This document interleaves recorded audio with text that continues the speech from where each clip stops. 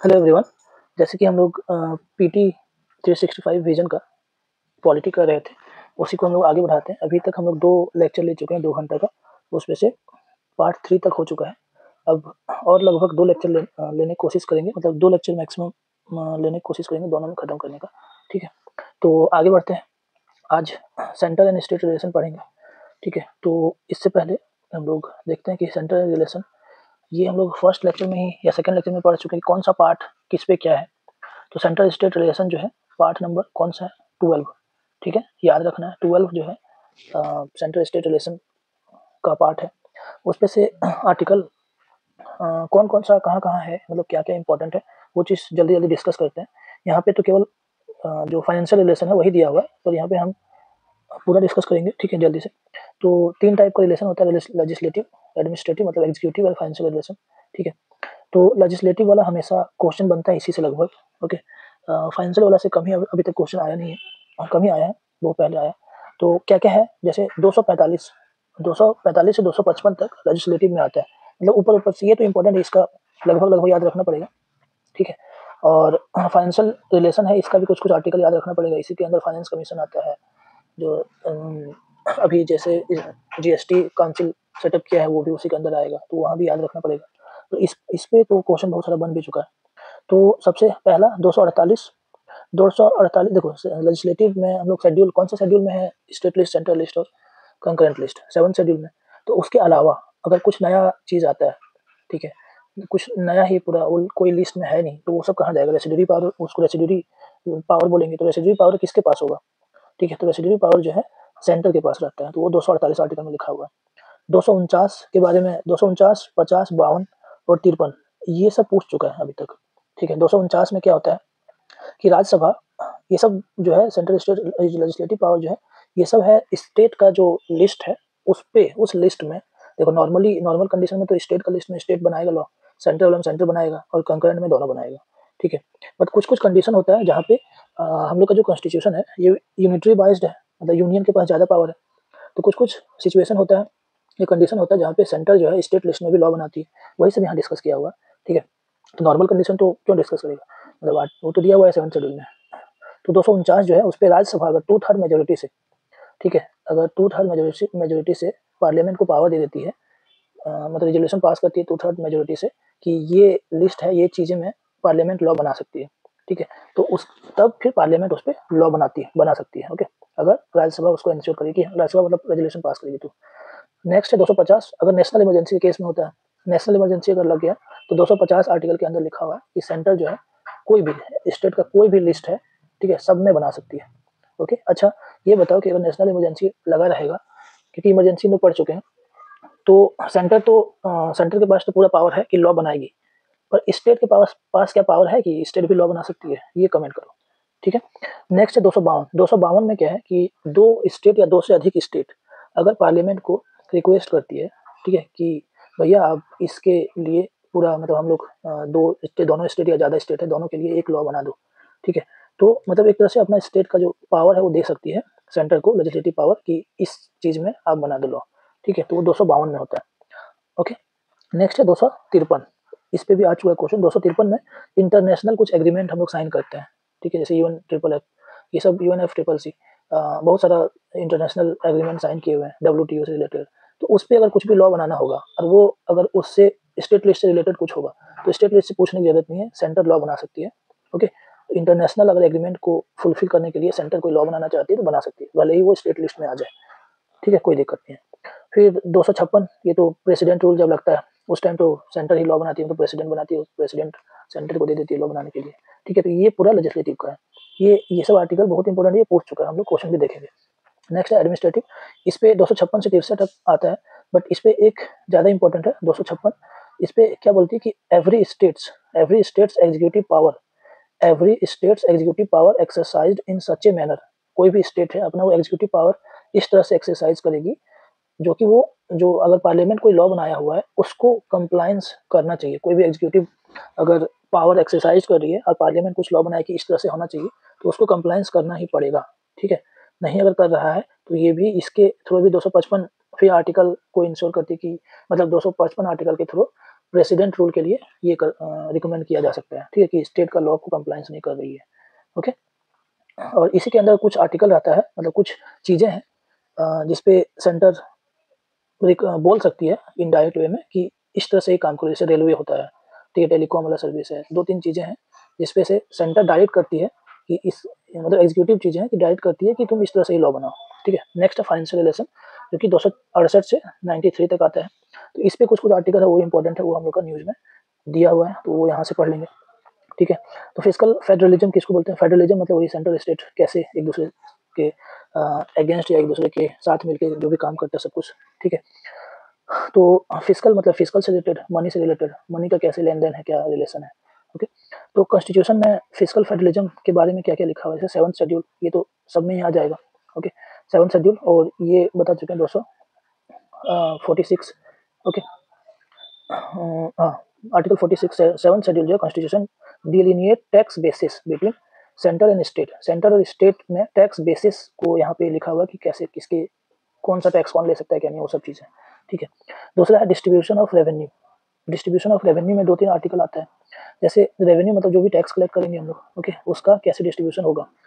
तो 268 268 आर्टिकल है, उस पे मतलब इस पे लेविड बाय यूनियन कोई टैक्स है, ठीक है, उसको यूनियन द्वारा लगाया हुआ है, okay, levied by union but collected and kept by state. 268 मतलब ऐसा पूछ सकते हैं कि ऐसा भी कुछ है क्या जिसपे यूनियन टैक्स लगाती है बट सेंटर जो स्टेट है वो कलेक्ट करती है और अपने पास रख लेती है। कुछ अटपटा सा लग रहा है ना, यूनियन टैक्स लगा रहा है बट स्टेट जो है वो कलेक्ट करी अपने पास ही रख लीजिए, तो ये सब नहीं होना चाहिए, ऐसा मान के गलत मान लोगे, पर ऐसा नहीं है। आर्टिकल 268 में लिखा हो कि ऐसा एग्जिस्ट कर सकता है कुछ, ठीक है। नेक्स्ट है 259 आर्टिकल 269, इस पे tax levied and collected by centre, centre ही टैक्स लगाएगी और सेंटर ही कलेक्ट करेगी, okay, but wholly assign to state, लेकिन वो पूरा टैक्स जितना भी कलेक्ट किया सबको स्टेट को दे देगा, ठीक है। तो ऐसा भी है 268 में। इसमें जैसे एग्जांपल अगर देखेंगे हम लोग तो स्टाम्प ड्यूटी है, स्टाम्प ड्यूटी सेंटर लेविड लगाती है और कलेक्ट भी करती है, ठीक है। Tax on consignment of good, बहुत सारा है इसके अंदर, ओके, जिसपे से स्टेट को पूरा पूरा दे देता है। उसके बाद 200 ये आर्टिकल को अमेंड किया गया है, ये मतलब करंट में ही है, कुछ साल ही हुआ है, तो इसको याद रखना है। जो जीएसटी से रिलेटेड जो है इंटर स्टेट ट्रेड और कॉमर्स, ठीक है, उस पर लगेगा। नेक्स्ट है 270, ये बहुत ही इंपॉर्टेंट है, ओके। इस पे tax levied and collected by union, union द्वारा लगाया जाता है, कलेक्ट किया जाता है, एंड डिस्ट्रीब्यूट डिस्ट्रीब्यूट किया जाता है बिटवीन यूनियन एंड स्टेट, ठीक है, on recommendation of finance commission. Finance commission का आर्टिकल कौन सा है? 280, ठीक है। फाइनेंस कमीशन कैसे रिकमेंड करती है, किसको क्या देना है, तो वो भी इंपॉर्टेंट है, ओके। ये वाला जो है कि किसके बेस्ड पे रिकमेंड, मतलब किसके बेस्ड पे किसको ज़्यादा टैक्स दे रहा है, कम दे रहा है, क्योंकि ये अभी तक यूपीएससी नहीं पूछा है, और नेक्स्ट फाइनेंस कमीशन कॉन्स्टिट्यूट हो गया है तो इसके बारे में पूछ सकता है अब कि किसका क्या वेटेज है, ये इंपॉर्टेंट है। और स्टेट का एग्जाम दे रहे हो तो उसके लिए तो इंपॉर्टेंट है ही। तो सबसे ज़्यादा वेटेज किसको दिया गया है? इनकम डिस्टेंस को, ठीक है। इनकम डिस्टेंस क्या होता है, ये पता है क्या? इनकम डिस्टेंस, देखो डिस्टेंस है, इनकम का डिस्टेंस, कहाँ से डिस्टेंस लेंगे? जो अमीर स्टेट होगा उससे हम लोग डिस्टेंस लेंगे, या किससे लेंगे? कुछ तो एक रेफरेंस होना चाहिए ना। तो एक रेफरेंस जो है, जो अमीर स्टेट होता है उसको ले लेते हैं, उससे कितना कम इनकम है मतलब दूसरे स्टेट का, तो उसको देखते हैं, ठीक है, इनकम डिस्टेंस। फिर एरिया, जितना ज़्यादा एरिया है उतना ज़्यादा लोग रहेगा, तो इसलिए उसको ज़्यादा पैसा की जरूरत होगा, ओके। उसी एरिया अगर ज़्यादा है तो उससे भी रिलेटेड कर सकते हो, उतना ही पॉपुलेशन रहेगा तो पॉपुलेशन लेकिन 2011 वाला लिया गया, ये इंपॉर्टेंट है क्योंकि ये चेंज किया गया पहले 2001 वाला ले रहा था, ठीक है। उससे भी पहले कुछ और ले रहा था, वो पुराना वाला 71 वाला, तो वो ध्यान रखना है। अभी 2011 वाला पॉपुलेशन ले रहे हैं, जो कि 15% वेटेज है, ओके। नेक्स्ट है डेमोग्राफिक परफॉर्मेंस, मतलब कितना जो बच्चा पैदा करने में या जो पॉपुलेशन है उसको किस तरह से कंट्रोल किया गया है, डेमोग्राफिक परफॉर्मेंस क्या है, ठीक है, कितना स्किल है, वो सब चीज़ से रिलेटेड ये 12.5% है, क्योंकि 4th नंबर में आएगा, याद रखना है। डायरेक्ट पूछ सकते हैं कि कितना वेटेज दिया गया, 12.5%, ठीक है। या सजाने की इंक्रीजिंग डिक्रीजिंग ऑर्डर में सजाओ। फिर फॉरेस्ट से रिलेटेड 10% है, और टैक्स एंड फिजिकल एफर्ट 2.5% सबसे कम है। तो एक तरह से मतलब डायरेक्ट याद कर लो कि कितना परसेंटेज है, क्योंकि इंक्रीजिंग डिक्रीजिंग ऑर्डर में सजाने दे सकता है, एक डायरेक्ट भी दे सकता है कि फॉरेस्ट एंड इकोलॉजी को कितना दिया गया है, 10%, ठीक है। तो ये इंपॉर्टेंट है। दूसरा चीज़ है कि अभी अभी जो 15th फाइनेंस कमीशन था, वो कितना परसेंट जो है स्टेट को दे रही है, तो 41% जो है, 41% सेंटर का जो पैसा है वो स्टेट को देगी, ठीक है। और कैसे देगी? इसके बेस पे ये सब, जिसका ज़्यादा है उसको ज़्यादा मिलेगा, जिसका कम है उसको कम मिलेगा, ठीक है। नेक्स्ट है कि आर्टिकल 275 275, इस पे क्या है, grant in aid, grant in aid, but ये देखो कॉन्स्टिट्यूशनल है, मतलब ये इसको स्टैट्यूटरी बोलते हैं, स्टैट्यूटरी ग्रांट बोलते हैं, ठीक है। दो तरह से ग्रांट होता है, एक स्टैट्यूटरी या कॉन्स्टिट्यूशनल ग्रांट भी बोल सकते हैं, ठीक है, कॉन्स्टिट्यूशनल ग्रांट, ओके। और दूसरा होता है डिस्क्रिशनरी ग्रांट। तो ये पूछता है कि कौन सा आर्टिकल में क्या है, ओके। तो 275 आर्टिकल में ग्रांट इन एड है, जो कि कॉन्स्टिट्यूशनली ग्रांट या स्टैट्यूटरी ग्रांट बोलेंगे, ठीक है। कॉन्स्टिट्यूशन में लिखा हुआ है कि इस तरह से ये भी फिफ्थ फाइनेंस कमीशन ही रिकमेंड करती है, ठीक है, कि किसको कितना ग्रांट देना है, ओके। एक दूसरा है डिस्क्रिशनरी ग्रांट। डिस्क्रिशनरी ग्रांट जो है सेंटर के ऊपर डिस्क्रिशनल है कि वो किसको कितना देगा, वो अपना अपना डिसाइड करेगी, ठीक है। बट ये जो है ये भी फाइनेंस कमीशन ही डिसाइड करती है, कि मतलब फाइनेंस कमीशन रिकमेंड करती है कि डिसाइड क्या करेगी, ओके, उसके बेस पे देती है। नेक्स्ट है बोरोइंग। इस पे क्वेश्चन बनता है कि सेंटर तो बाहर से पैसा उठा लेता है जितना मर्जी, ठीक है, मतलब कुछ तो ये करना पड़ेगा, मतलब रेस्ट्रिक्ट लगाना पड़ेगा, पर फिर भी जितना मर्जी उठा लेती है, पर क्या स्टेट बाहर से क्या पैसा उठा सकती है, क्या अलाउ है स्टेट को, ठीक है। तो उस चीज के बारे में ही लिखा हुआ है आर्टिकल 292 और 293 में। 292 में यूनियन के बारे में लिखा हुआ है कि कहीं से भी पैसा उठा सकती है, इंडिया के अंदर से बाहर से भी। 293 में स्टेट के बारे में लिखा हुआ है कि स्टेट जो है वो केवल इंडिया से बोरो कर सकती है, ओके, अब्रॉड से नहीं कर सकती है। बट ऐसा अगर स्टेटमेंट क्वेश्चन में दे कि इस आर्टिकल के बेस्ड पे, ठीक है, तब तो नहीं कर सकती है कि इस सेंटर जो है स्टेट जो है बाहर से बोरो नहीं कर सकती है, अगर अकॉर्डिंग टू कॉन्स्टिट्यूशन ऐसा क्वेश्चन में दे दे। पर क्वेश्चन में ऐसा दे कि स्टेट जो है बाहर से बोरो कर ही नहीं सकती है, तब गलत हो जाएगा, ठीक है। स्टेट बाहर से बोरो करती है बट सेंटर के थ्रू करती है, ठीक है। सेंटर मतलब मीडियम होता है एक तरह से, मतलब बाहर से बोरो कर सकती है, ओके, बट सेंटर के थ्रू करती है। तो स्टेटमेंट पे डिपेंड करेगा कैसा स्टेटमेंट दिया है, according to the constitution, according to the article, तब नहीं कर सकती है, ठीक है। बट सिंपल स्टेटमेंट, केवल सिंगल स्टेटमेंट दे दिया है कि बाहर से नहीं कर सकती है, कुछ भी रेफरेंस नहीं दिया हुआ, तो गलत हो जाएगा, इस पे ध्यान देना है, इसलिए ये इंपॉर्टेंट है, okay. Next finance commission 280 article में है, ओके, ठीक है। ये सब तो उतना इंपॉर्टेंट नहीं है। अब हम लोग क्वेश्चन देख लेते हैं कि क्वेश्चन क्या आया हुआ है। 2013 में आया हुआ है कि parliament can make law any law for whole और एनी पार्ट ऑफ इंडिया, ठीक है, फॉर इम्प्लीमेंटिंग इंटरनेशनल ट्रीटी। ये अभी हम लोग पढ़ चुके थे, कौन सा आर्टिकल है, 253, ठीक है। इस पे है कि पूरा इंडिया के में या कहीं कुछ पार्ट में अगर इंटरनेशनल ट्रीटी को इम्प्लीमेंट करने के लिए, इंटरनेशनल एग्रीमेंट को इम्प्लीमेंट करने के लिए कहीं भी लॉ बना सकती है। तो वही चीज है, विद द कंसेंट, कोई जरूरत नहीं है स्टेट का consent, with the consent of majority of state से कोई मतलब ही नहीं है, बिना स्टेट के कुछ भी, ठीक है, कोई कंसर्न स्टेट नहीं है। Without consent, without any consent of state, India जो यूनियन है वो लॉ बना सकती है, ठीक है। नेक्स्ट क्वेश्चन 2016 में आया हुआ है, parliament of India acquire the power to legislate on any item in the state in national interest if the resolution of that effect is passed by. देखो ये भी पढ़ चुके हैं हम लोग, कौन सा, राज्यसभा है, राज्यसभा पास करती है अगर 2/3 मेजोरिटी से, ठीक है, 2/3 मेजोरिटी से, कि ये चीज नेशनल इंटरेस्ट में है और नेशनल का जो गवर्नमेंट है वो लॉ बनाएगी, तो बना सकती है, ठीक है। तो वो कौन करती है, राज्यसभा। राज्यसभा वाला majority of not less than 2/3 of its present and voting, ठीक है, 2/3 मेजोरिटी से पास करती है, ओके। ये दो क्वेश्चन आया हुआ है।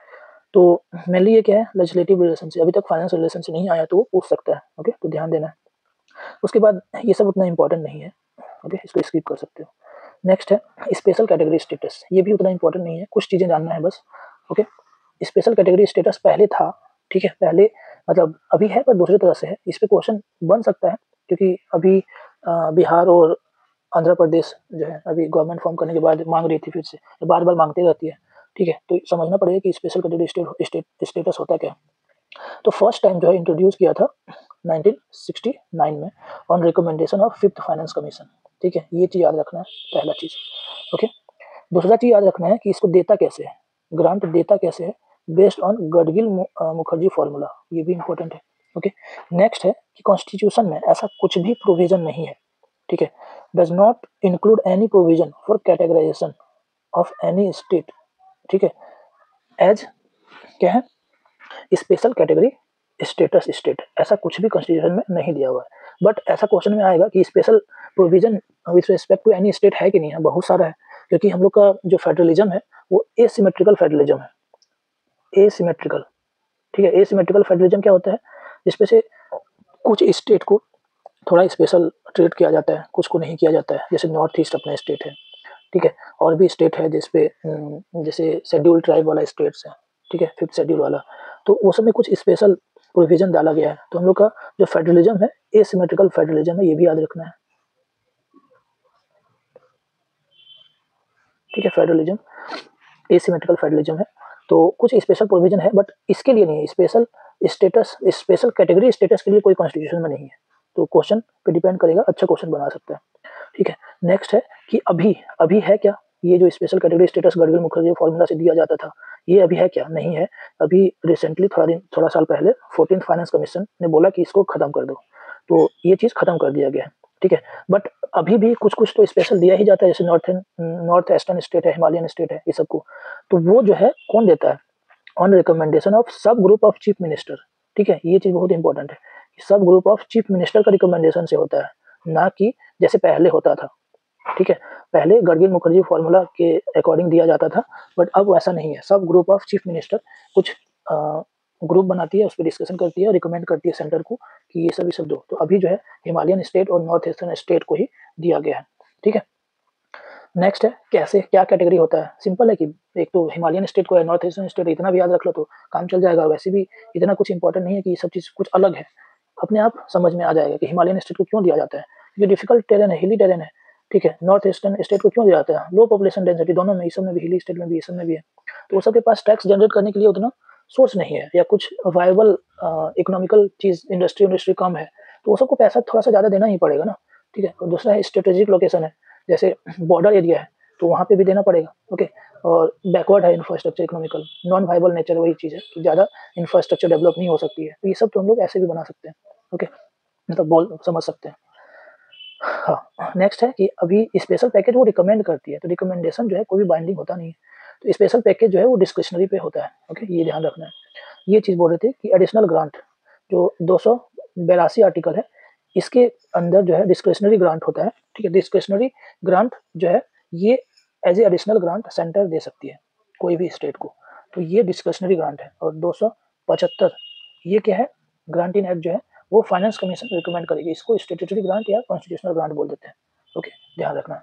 ज़्यादातर सही कॉन्स्टिट्यूशनल ग्रांट होना चाहिए, पर बहुत जगह स्टेट्यूटरी ग्रांट भी लिखा हुआ है, इसलिए मैं दोनों बोल दिया, ओके। नेक्स्ट है, नेक्स्ट पार्ट है अपना 6th शेड्यूल। तो 6th शेड्यूल न्यूज़ में बहुत ज़्यादा है क्योंकि लद्दाख जो है वो बार बार मांग कर रही है, ओके। तो ये हम लोग पहले भी बात कर चुके हैं कि 244 आर्टिकल जो है ये 6th शेड्यूल से रिलेटेड है, मतलब शेड्यूल एरिया से रिलेटेड है। इसी के अंदर 5th शेड्यूल और 6th शेड्यूल डाला गया है, ठीक है। तो हम लोग को 6th शेड्यूल और 5th शेड्यूल में डिफरेंस पूछता है, ओके। तो ये चीज़ समझना है सबसे पहली बात क्या है। जैसे 5th शेड्यूल जो है ये हम लोग का अभी 10 स्टेट में है, करंटली 10 स्टेट में है, और 6th शेड्यूल 4 स्टेट में है। ये हम लोग पिछली बार भी बात कर चुके हैं कि 6th शेड्यूल एरिया कौन कौन सा है, ठीक है। तो ये असम वाला एरिया है, फिर ये मेघालय वाला एरिया है, त्रिपुरा है और मिजोरम है। तो ये याद करवाए थे, इधर वाला है, ठीक है। इधर जो लेफ्ट साइड से ये तीनों, ठीक है, एंटी क्लॉकवाइज में मूव करेंगे चारों, ये 4 स्टेट जो है वो 6th शेड्यूल के अंदर आता है। इस पे कितना ऑटोनोमस डिस्ट्रिक्ट काउंसिल है, तो 10 है। ये भी पिछले बार ही देख चुके थे, ठीक है। 10 ऑटोनोमस डिस्ट्रिक्ट काउंसिल, असम में 3 है, मेघालय में 3 है, त्रिपुरा में 1 है और मिजोरम में 3 है, ठीक है। तो इतना डिटेल में नहीं पूछेगा, सिंपल 10 गो है, इतना याद रखना है, ओके। नेक्स्ट है 5th शेड्यूल जो है 10 स्टेट में है, ये इंपॉर्टेंट है कौन सा स्टेट में है। तो जो याद करने वाला है वो सबसे पहले लिख लेते हैं हम लोग।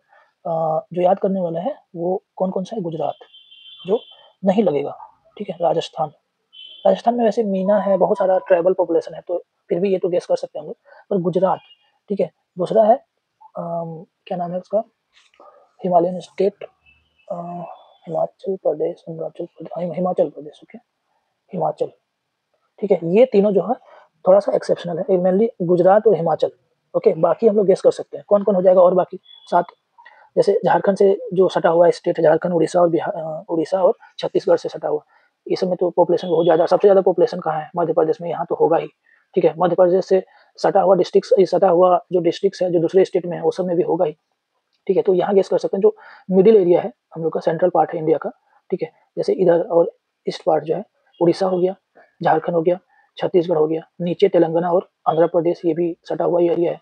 और ऐसे भी ये कर सकते हो कि जो रेड कॉरिडोर है माओवादी से लिंक जो है, ठीक है, तो वो सब कहाँ-कहाँ आता है, वहाँ भी अधिकतर जो लिंक है, तो शेड्यूल एरिया उधर भी है, ठीक है, कैसे भी याद करो, ओके। ये इधर हो गया, फिर मध्य प्रदेश तो हो गया, मध्य प्रदेश है तो महाराष्ट्र होगा, ठीक है, फिर गुजरात, राजस्थान इधर हो गया, ओके। अच्छा जैसे और ऊपर एक बचा हुआ है, कौन सा है, हिमाचल प्रदेश। तो अपना टोटल 8 टोटल 10 स्टेट है, तो ये याद रखना है, मैंने याद रखने वाला गुजरात और हिमाचल, ये मिस कर जाएंगे, राजस्थान भी फिर भी हो जाएगा, ओके। और इस पे 4 स्टेट है, ये चारों ओके। नेक्स्ट है कि अच्छा इस पे एडमिनिस्ट्रेटिव बॉडी कौन होता है, तो ट्राइबल एडवाइजरी काउंसिल, नाम में ही एडवाइजरी काउंसिल है, ओके। तो ये एडवाइस ही देगा, केवल रिकमेंड ही करता है, पावर जो है लिमिटेड होता है। इस पे मैक्सिमम 20 लोग होता है, ओके, मैक्सिमम 20 पीपल इसका मेंबर होता है। लेकिन मेन इंपॉर्टेंट वाला चीज़ क्या है कि 75% जो मेंबर है वो ट्राइबल एमएलए होना चाहिए। जो भी स्टेट है, जैसे कहीं भी ट्राइबल एडवाइजरी काउंसिल बनाए हम लोग, 20 मेंबर है अगर, तो 15 मेंबर ट्राइबल एमएलए होना चाहिए उसका मेंबर ठीक है। नेक्स्ट है इस पे 6 शेड्यूल में अच्छा 5th शेड्यूल पूरा कर लेते हैं कि इसका जो पावर होता है वो कम होता है, लिमिटेड होता है, ठीक है, लिमिटेड पावर है, ओके। नेक्स्ट है पेशा एक्ट। पेशा एक्ट क्या होता है ये पता है ना, पंचायती राज को ही एक्सटेंड किया गया है, तो ये इसी के लिए एक्सटेंड किया गया, 5th शेड्यूल के लिए एक्सटेंड किया, तो 5th शेड्यूल में तो लगेगा ही ना, ओके। बट 6th शेड्यूल में ऐसा नहीं लगता, ये ध्यान रखना है कि पेशा एक्ट 6th शेड्यूल में नहीं लगेगा, 6th शेड्यूल का अपना ही पूरा है सब कुछ। 6th शेड्यूल का जो पावर है, एग्जीक्यूटिव पावर भी है, लेजिस्लेटिव पावर भी है और जुडिशियल पावर भी है। ये सबसे इंपॉर्टेंट है कि जो एडीसी है, ठीक है, इसका जो ऑटोनोमस डिस्ट्रिक्ट काउंसिल है, ऑटोनोमस डिस्ट्रिक्ट काउंसिल, ये ऑटोनोमस डिस्ट्रिक्ट काउंसिल, ठीक है, ऑटोनोमस रीजनल काउंसिल जो है, इसके पास जुडिशियल पावर भी रहता है, okay. Executive power, legislative power तो है ही, जुडिशियल पावर भी होता है। तो ये सब लेजिस्लेटिव पावर और एग्जीक्यूटिव तो ठीक है, लेजिस्लेटिव किस पे है, ठीक है, तो वो सब हम लोग पढ़ लेते हैं यहाँ पे। अच्छा इस पे जो है मैक्सिमम 30 मेंबर रहेगा, ठीक है, 30 मेंबर, ओके। जिसपे से 4 जो है गवर्नर नॉमिनेट करेगी और 26 जो है इलेक्टेड रहेंगे। ये भी पूछता है, ओके, और पूछ सकता है आगे। 30 मेंबर इस पे रहेगा, इस पे 20 मेंबर, इसमें से 75 मेंबर जो है ट्राइबल एमएलए रहेगी, इस पे 4 जो है गवर्नर नॉमिनेट करती है, ये याद रखना। 30 मेंबर है, 4 जिस पे गवर्नर, ठीक है। टोटल अपने पास 10 एडीसी है 4 स्टेट में, ओके। अच्छा ऑटोनोमस रीजनल काउंसिल क्या है, इसी को तोड़ के अगर उसको चाहिए, ऑटोनोमस डिस्ट्रिक्ट काउंसिल इतना है, इसको अगर तोड़ना है तो रीजनल काउंसिल में भी तोड़ सकता है। इसे कौन कर सकता है सब कुछ, वैसे सब कुछ प्रेसिडेंट ही करती है, ओके, ये याद रखना। 5th शेड्यूल एरिया भी डिसाइड कौन करती है, 6th शेड्यूल एरिया, सब कुछ प्रेसिडेंट करती है, ओके। नेक्स्ट है ADC and ARC have power to make law. इस पे क्या है, फॉरेस्ट मैनेजमेंट में लॉ बना सकती है, एग्रीकल्चर, इनहेरिटेंस, मैरिज, ये सब चीज़ तो करेगी, जो सिविल लॉ है सब कुछ, ठीक है।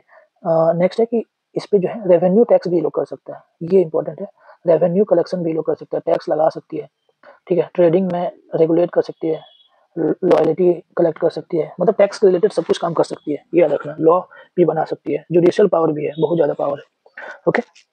इस पे एक चीज़ इंपॉर्टेंट है कि अगर 5th शेड्यूल एरिया है, जैसे झारखंड मान लो 5th शेड्यूल एरिया में आता है, तो वहाँ एक एडवाइजरी काउंसिल होना जरूरी है, मस्ट है, ये इंपॉर्टेंट है कि मस्ट बी, ठीक है, in each 5th schedule state. जो एडवाइजरी ट्राइबल एडवाइजरी काउंसिल, इसको बनाना ही पड़ेगा, मस्ट है, ओके, ये याद रखना है। ऐसा क्वेश्चन दे देगा कि मस्ट देख के काट दो, इसलिए याद करवा दे रहे हैं। नेक्स्ट है 244 ए जो है, इसको अमेंड करके लाया गया है, ये असम के लिए है, ओके, ये याद रखना है। ऐसे देता है कि असम के लिए एक स्पेशल प्रोविजन है ट्राइबल लोगों के लिए, तो हाँ है, ठीक है। इस पे क्या है कि जो पार्लियामेंट है, parliament can form autonomous state within Assam, okay, parliament can form, ये यहाँ पे पार्लियामेंट है, ठीक है, ये याद रखना है, प्रेसिडेंट नहीं है, ओके। पार्लियामेंट कैन फॉर्म ये autonomous state within Assam comprising all or any part of the tribal area. Tribal area का कोई भी पार्ट को कंप्राइज करके एक ऑटोनोमस स्टेट बना सकती है, ठीक है, कोई भी पार्ट को कंप्राइज करके एक ऑटोनोमस स्टेट बना सकती है, इस चीज़ का ध्यान रखना है, ठीक है। और दूसरा चीज़ है, ये पार्लियामेंट करती है, प्रेसिडेंट यहाँ पे दे देगा या गवर्नर दे देगा कि गवर्नर ऐसा कर सकती है। सबसे पहली बात, एक स्टेट बना रही है, ऑटोनोमस स्टेट ही बना रही है, मतलब स्टेट यूज क्यों कर रहा है, ऑटोनोमस डिस्ट्रिक्ट तो था ही, एक स्टेट यूज कर रहा है, तो स्टेट जैसा सब कुछ पावर होगा उसके पास जुडिशरी भी होगा, लेजिस्लेटिव पावर भी होगा, सब कुछ होगा, तो बड़ा चीज़ है ना। तो वहाँ का असम का गवर्नमेंट नहीं कर सकती है, तो उससे भी बड़ा कौन है, पार्लियामेंट। एक तो प्रेसिडेंट कर सकती है, पर प्रेसिडेंट नहीं, पार्लियामेंट करती है, याद रखना, ठीक है। इतना सारा कुछ इस पे इंपॉर्टेंट है। अब इस पे जो है क्वेश्चन क्या आया था 2022 में, क्वेश्चन आया हुआ, ये अच्छा क्वेश्चन है।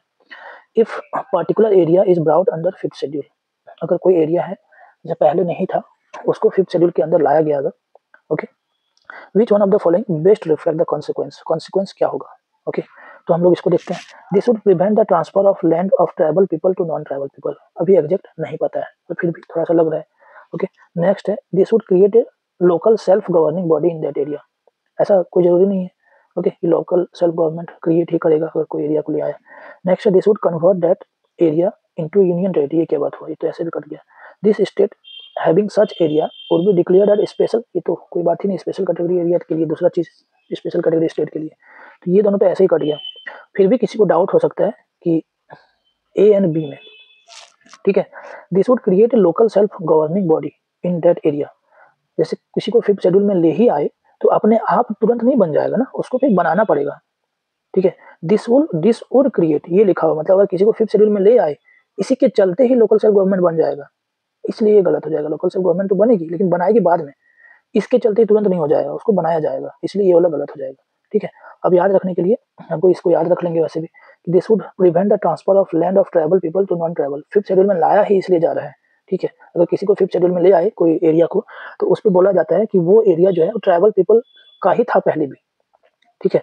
और अभी जो है ट्रांसफर अब नहीं कर सकते हो, कोई लैंड अगर किसी को ट्रांसफर करना चाहते हो तो ट्रांसफर को रोकता है, अगर अगर ट्रांसफर कर दे रहे हो तो फिर से रिटर्न होके भी आ जाएगा, ओके। इसलिए ये चीज़ ज़्यादा सही है कि प्रिवेंट करेगा, ओके। मान लिया कि अगर किसी को दे भी दिया, ट्रांसफर भी कर दिया तो भी लौट के आ जाएगा, तो इस चीज़ को याद रख लेना है, ओके। चलो नेक्स्ट है फॉर्मेशन ऑफ न्यू स्टेट, ये हम लोग पार्ट 1 में है, इंडिया के बारे में आर्टिकल 1 से 4 तक, 1 यूनियन एंड स्टेट के बारे में बोलता है कि इंडिया क्या है, ठीक है। पार्ट 2 जो है आर्टिकल 2 और आर्टिकल 3, इस पे लोगों को कन्फ्यूजन होता है आर्टिकल 2 और आर्टिकल 3 में क्या है। तो आर्टिकल 2 में जो है ना न्यू स्टेट जो है बनाते हैं हम लोग, न्यू स्टेट बनाते हैं, बट ये जो पहले से इंडिया के अंदर नहीं था, ये पहले से, ठीक है, पहले से इंडिया के अंदर नहीं था, वो सबको अगर किसी को कंबाइन करके हम लोग बना रहे हैं, जैसे मान लो कि सिक्किम को पहले बनाया गया था, ओके, स्टेट, सिक्किम पहले इंडिया के अंदर नहीं था, तो वहाँ पे आर्टिकल 2 का कुछ ना कुछ लगा होगा, बट आर्टिकल 3 जो है अपना इंडिया पहले से ही वो स्टेट है, कोई अपना एरिया जो है, एरिया इंडिया के अंदर पहले से ही है, उसको तोड़ मरोड़ करना, नाम चेंज करना, कैसे भी एरिया को डिक्रीज इंक्रीज करना, तो वो आर्टिकल 3 में है, तो ये याद रखना है, ठीक है। पहले बाहर से लेंगे हम लोग, उसके बाद अंदर वाला, जैसे सब लोग का काम रहता है ना कि पहले बाहर का चीज़ों को, दूसरे को देखना, अपने आप को बाद में देखना, तो यहाँ भी वैसे याद रख सकते हो कि आर्टिकल 2 है, पहले बाहर वाला को देखेंगे, बाहर वाला का एरिया को अपना मतलब लूटने की कोशिश करेंगे, ऐसा कुछ याद कर लो, ठीक है। फिर मतलब तोड़ने की कोशिश करेंगे ऐसा कुछ, फिर अंदर वाला एरिया को जो भी करना है हम लोग को, न्यू स्टेट बनाना है, एरिया को तोड़ना है, नेम चेंज करना है स्टेट का, ये सब चीज़, ठीक है। इस पे पूछता है कि ये जो आर्टिकल 3 है, इस पे अगर कोई स्टेट का हम लोग कुछ भी कर रहे हैं, नाम चेंज कर रहे हैं, एरिया चेंज कर रहे हैं, तो इस पे स्टेट का क्या मतलब ये रहता है, क्या सी रहता है स्टेट का, स्टेट क्या क्या पावर है, ओके, इस पे इंपॉर्टेंट क्वेश्चन बनता है। तो इस पे पार्लियामेंट मेनली डिसाइड करती है ये सब चीज़, जो प्रेसिडेंट है, ठीक है, ऑन प्रेसिडेंशियल रिकमेंडेशन, ये इंपॉर्टेंट है कि प्रेसिडेंशियल रिकमेंडेशन से ही होती है, प्रेसिडेंट रिकमेंड करेगी, पार्लियामेंट फिर बिल लाएगी, दोनों हाउस में पास करेगी, ठीक है, सिंपल मेजोरिटी से, ये याद रखना है, ओके, सिंपल मेजोरिटी से ही पास होता है, एक चीज़ ये इंपॉर्टेंट है, okay, simple majority, sorry, next याद रखना है कि प्रेसिडेंट रिकमेंड करती है, दूसरा चीज़ है स्टेट का क्या है, तो प्रेसिडेंट स्टेट को पूछती है, ओके, स्टेट से मांगती है कि रिकमेंड करने के लिए, बट वो रिकमेंडेशन जो है या जो भी बोले प्रेसिडेंट, वो सेंटर को माने ना माने डिस्क्रिशनरी पावर है इसके ऊपर, मान भी सकता है नहीं भी मान सकता है, ठीक है। तो president shall refer this bill to legislature of state, वो जो बिल आएगा सेंटर में उसको स्टेट को रेफर करेगा टू एक्सप्रेस हिज व्यू, ठीक है, विद इन स्पेसिफाइड टाइम, कुछ टाइम देता है, ओके, उस टाइम में ही कुछ बताओ, अपना व्यू बताओ, बट वो जो व्यू है उसको माने ना माने वो सेंटर की अपना डिस्क्रिशनरी पावर है, तो ये याद रखना, ठीक है। मतलब without consent of state, centre जो है कुछ भी कर सकती है, एरिया को तोड़ मरोड़, नाम चेंज सब कुछ कर सकती है, ठीक है। नेक्स्ट है इसके रिलेटेड, ये बहुत इंपॉर्टेंट है, बेरुबारी केस, इस पे बोला है सुप्रीम कोर्ट ने बोला है कि power of parliament to diminish the area of state, ठीक है, तो एरिया ऑफ स्टेट कुछ भी कर सकते हैं ना तोड़ मरोड़, does not cover the cession of Indian territory to foreign country, तो सेंटर के पास पावर है स्टेट का एरिया को छोटा बड़ा कर सकता है, पर ये जो है सेंटर को ऐसा पावर नहीं दे रहा है कि दूसरे कंट्री को अपना एरिया दे दो, ठीक है। तो इस चीज़ के लिए कॉन्स्टिट्यूशनल अमेंडमेंट ही करना पड़ेगा और वो भी आर्टिकल 368 के अंदर करना पड़ेगा। Okay, Indian territory can be ceded to a foreign state only by amending constitution under article 368। तो इस चीज़ को ध्यान रखना, ये इंपॉर्टेंट है। ओके, नेक्स्ट है, ये पूछता है और इसको कब का किया था, ठीक है। इंक्रीजिंग मतलब कब कौन पहले हुआ था, कौन बाद में हुआ था, क्रोनोलॉजिकल ऑर्डर में भी पूछता है। तो सबसे पहले धार कमीशन याद रखना। धार कमीशन कब हुआ था इतना इंपॉर्टेंट नहीं है, फिर भी एक बार याद रख लो, स्टेट के लिए पूछता है। सबसे पहले धार कमीशन लाया गया था। ये क्यों लाया गया था? स्टेट को रीऑर्गेनाइज करने के लिए, ठीक है। कि बार बार मांग कर रहे थे ना कि जो लैंग्वेज बेस्ड पे स्टेट को रीऑर्गेनाइज करो, तो उसके लिए ही एक कमीशन बनाया गया था, धार कमीशन। उसने बोला कि ऐसा कुछ नहीं, लिंग्विस्टिक फैक्टर के बेस्ड पे स्टेट को रीऑर्गेनाइज नहीं करना है, एडमिनिस्ट्रेटिव कन्वीनियंस के अकॉर्डिंग करना है। तो यही चीज रिपीट हुआ जेपीबी कमीशन, ठीक है। इस पे क्या है, जवाहरलाल नेहरू, पटेल और वल्लभ भाई पट्टा भाई सीतारामैया, ये 3 लोग थे। ये पूछ देता है कि कौन कौन थे। तो अपना नेहरू जी थे, पटेल जी थे और पट्टा भाई सीतारामैया जी थे, ठीक है। तो ये याद रखना है। इन्होंने, ये लोग भी जेपीबी कमीशन जो है, ये भी रिजेक्ट कर दिया था कि ऐसा नहीं, लैंग्वेज के बेस्ड पे नहीं होना चाहिए। तो ये दोनों लिंक है, एक मतलब सिमिलर टाइप का रिकमेंडेशन दिया। तो फिर भी जो मांग है वो रुका नहीं। और जानते हैं कि आंध्र प्रदेश पहला स्टेट था जिसको लिंग्विस्टिक बेस्ड पे अलग किया गया था, क्योंकि वहाँ पे बहुत दिनों से मतलब मांग चल रहा था और एक वहीं के सिटीजन है वो, उनका डेथ भी हो गया था। उसके बाद ही आंध्र प्रदेश को दिया गया था स्टेट, ठीक है। तो उसके बाद उस टाइम एक फजल अली कमीशन भी बैठाया गया। ओके, फजल अली, ये इंपॉर्टेंट है, फजल अली कमीशन। इन्होंने बोला कि 4 फैक्टर होना चाहिए स्टेट रिऑर्गेनाइजेशन के लिए, ठीक है। जो कि स्टेट का सिक्योरिटी जो है, यूनिटी एंड सिक्योरिटी रहना चाहिए, उस पर कुछ इफेक्ट नहीं होना चाहिए। दूसरा चीज़ है लिंग्विस्टिक एंड कल्चरल होमोजेनिटी। ये मेन चीज़ है कि इन्होंने बोला कि हाँ, ऐसा करना चाहिए कि लिंग्विस्टिक एंड कल्चरल होमोजेनिटी अगर है कहीं तो उसको एक सेपरेट स्टेट का दर्जा दे दो, ठीक है। उसके बाद कन्वीनियंस, तो सब चीज़ देखना है कि फिजिकल एडमिनिस्ट्रेटिव कन्वीनियंस देखना ही है, ठीक है। और वेलफेयर ऑफ द नेशन और ये सब चीज़ देखना। मेन यही है कि लिंग्विस्टिक वाला में इन्होंने बोला कि हाँ कर लो, ठीक है। तो फजल अली कमीशन के रिकमेंडेशन से ही इन्होंने रिकमेंड किया था 14 स्टेट और 6 यूनियन टेरिटरी बनाओ, ठीक है। पहले एबीसी में हम लोग का था ना स्टेट रीऑर्गेनाइज, तो उसको तोड़ के 14 स्टेट और 6 यूनियन टेरिटरी बनाओ। लेकिन उसी को फिर इम्प्लीमेंट करने के लिए 7th अमेंडमेंट एक्ट लाया गया था, ठीक है। स्टेट रीऑर्गेनाइजेशन एक्ट लाया गया था। ओके, तो उसके बाद से स्टेट और यूनियन टेरिटरी का एग्जिस्टेंस है। यूनियन टेरिटरी का पहली बार एग्जिस्टेंस 1956 में आया, ये भी याद रखना है, ठीक है। पहले यूनियन टेरिटरी ऐसा कुछ वर्ड था ही नहीं। तो इतना है सेंट्रल स्टेट रिलेशन में मेन। फिर ये सब चीज़ जितना भी पीवाईक्यू है सारा कुछ डिस्कस कर लिए, जो मेन मेन है, मतलब कुछ जो डायरेक्ट पूछा गया है। ओके, फिर हम लोग नेक्स्ट करेंगे जुडिशरी को। ओके,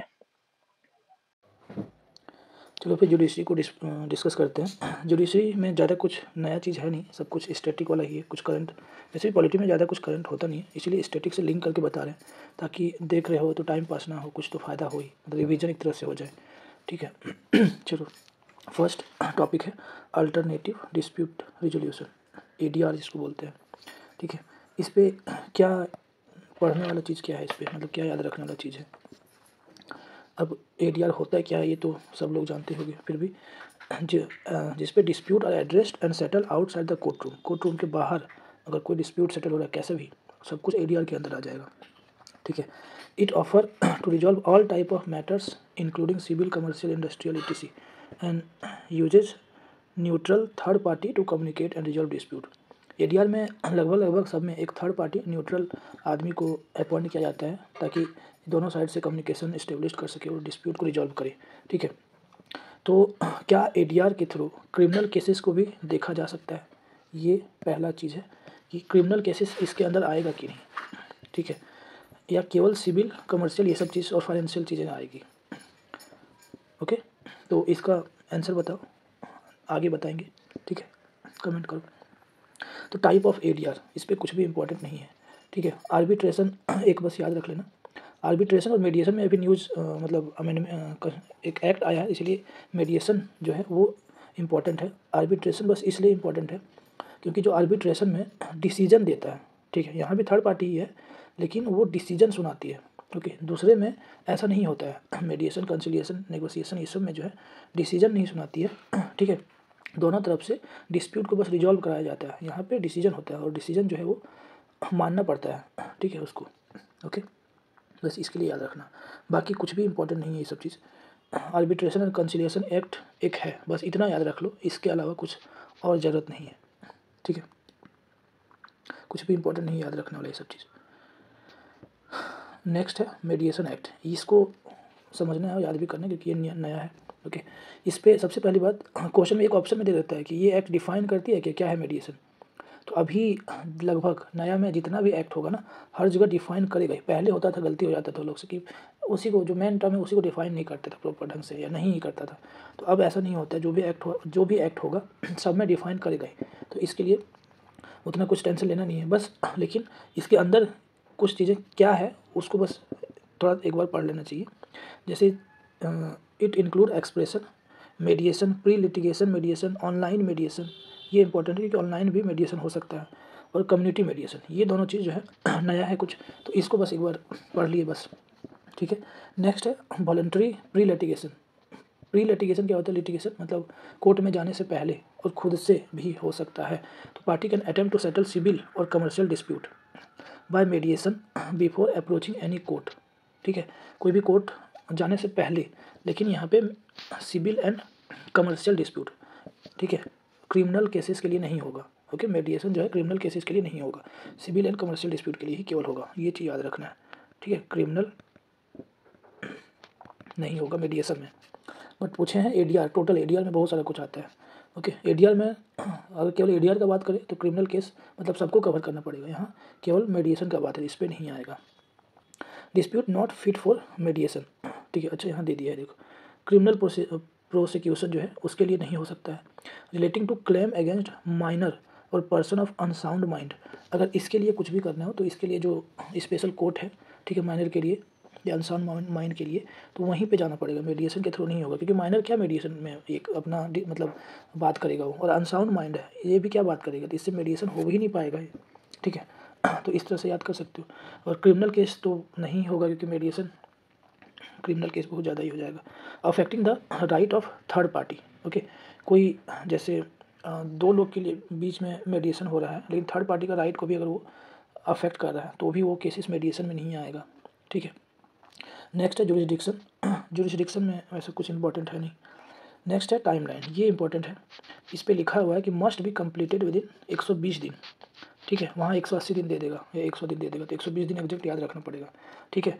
अब उसको एक्सटेंड किया जा सकता है 60 दिन, ठीक है, एक्स्ट्रा 60 दिन एक्सटेंड किया जा सकता है अगर दोनों पार्टी जो है कंसेंट दे तो, बस ये इंपॉर्टेंट है, ठीक है। दूसरा है इस पर मीडिएशन काउंसिल एक बनाया गया है, पूरा इंडिया लेवल पे एक मीडिएशन काउंसिल बनाया गया है, ये ज़्यादा इंपॉर्टेंट है, ओके। और 120 दिन वाला, इस पर कौन कौन मेंबर है ये इंपॉर्टेंट नहीं है, सिंपल एक बार बस पढ़ लो, एक चेयरमैन रहेगा और 2 फुल टाइम मेंबर रहेंगे, इतना बस याद रख लो तो सफिशिएंट है, 2 फुल टाइम मेंबर, ठीक है। Part time member, ex officio member, ये सब चीज़ उतना इंपॉर्टेंट नहीं है, ठीक है। नेक्स्ट है इन्फोर्सिबिलिटी, ये बहुत ही ज़्यादा इंपॉर्टेंट है, ओके। इसका क्या है देखो, इसको अभी अभी लाया गया है, ओके। पहले जो मीडिएशन था वो बाइंडिंग नहीं था, ओके। पहले जो था केवल जो एडीआर मैकेनिज्म में केवल आर्बिट्रेशन है, ओके। आर्बिट्रेशन मतलब यहाँ जो है इस पे से आर्बिट्रेशन वाला जो है वो डिसीजन सुनाता था, ठीक है। बट अभी मीडिएशन में जो भी होगा वो भी बाइंडिंग रहेगा, ये बहुत ही इंपॉर्टेंट है, ओके। जैसे कोर्ट जजमेंट देती है वैसे भी यहाँ भी बाइंडिंग एंड इन्फोर्सिबल रहेगा, बट चैलेंज कर सकते हैं हम लोग, ठीक है। 90 दिन डे के अंदर हम लोग चैलेंज कर सकते हैं, ठीक है। अब चैलेंज का ग्राउंड भी लिखा हुआ है, mediation settlement can be challenge on ground of fraud, ठीक है, या करप्शन हुआ होगा, फ्रॉड हुआ है, इम्पर्सोनेशन हुआ है, या dispute not fit for the mediation, ठीक है। तो एक तरह से ग्राउंड भी दिया हुआ है, ये बस याद रखना, और कुछ कुछ जो है फ्रॉड, करप्शन, ये सब चीज़, और डिस्प्यूट मीडिएशन के लिए नहीं है, फिर भी मीडिएशन करा दिया, ये क्या बात हुआ, तो वो तो चैलेंज होगा ही, ठीक है। नेक्स्ट है लोक अदालत, ये बहुत ही इंपॉर्टेंट है, इससे क्वेश्चन भी आ चुका है, ओके। इस पे लोक अदालत में मेनली जो जहाँ भी लोक अदालत सेट किया जाएगा, ओके, वहाँ पे उस पर मेनली 3 लोग रहता है, उसका मेंबर जो है 3 लोग रहता है, एक चेयरमैन रहेंगे, ठीक है। और चेयरमैन कौन रहेंगे वो भी इंपॉर्टेंट है, या तो सिटिंग या तो रिटायर्ड, कोई भी जुडिशियल ऑफिसर है अभी सिटिंग में है या तो रिटायर्ड हो चुके हैं, वो दोनों में से कोई भी हो सकता है चेयरमैन, ठीक है। उसके बाद 2 मेंबर और रहता है जिसमें से एक लॉयर रहेगा और एक सोशल वर्कर रहेगा, तो इसके बेस में भी क्वेश्चन आया हुआ है, तो याद रखना, एक चेयरमैन एक लॉयर और एक सोशल वर्कर, ठीक है। लोक अदालत भी ADR ही है, ओके। ADR के अंदर आते हैं लोक अदालत। अब इसको इस्टेब्लिश कब किया गया, इसको और ये इसका क्या लोक अदालत का स्टेटरी स्टेटस है, ठीक है, इसलिए ये और ज़्यादा इंपॉर्टेंट है। स्टेटरी स्टेटस है अंदर लीगल सर्विस अथॉरिटी एक्ट, ये भी आ चुका है।